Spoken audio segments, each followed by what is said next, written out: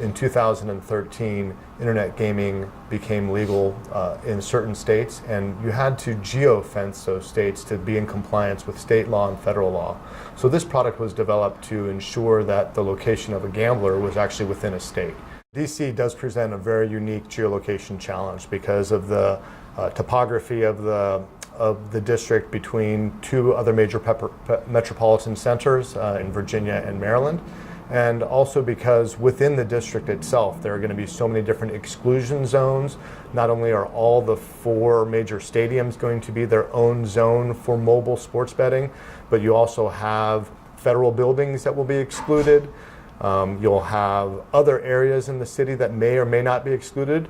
And that's going to create an interesting challenge, not only for us as a company, which we can overcome, but for the consumer to really understand where can I be to place a bet and where can I not be to place a bet. One thing that is clear, that is if you're in Virginia, you're not going to be able to place a bet. Or if you're sitting right here in these offices in Maryland, you're not going to be able to place a bet, even though it's legal to place the bet just right over there. Our software and technology identifies people using a number of different data sources. So we don't just simply rely on an IP address.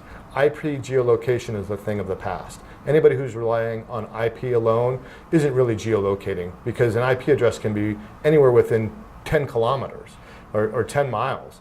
And what we do is within 3 meters.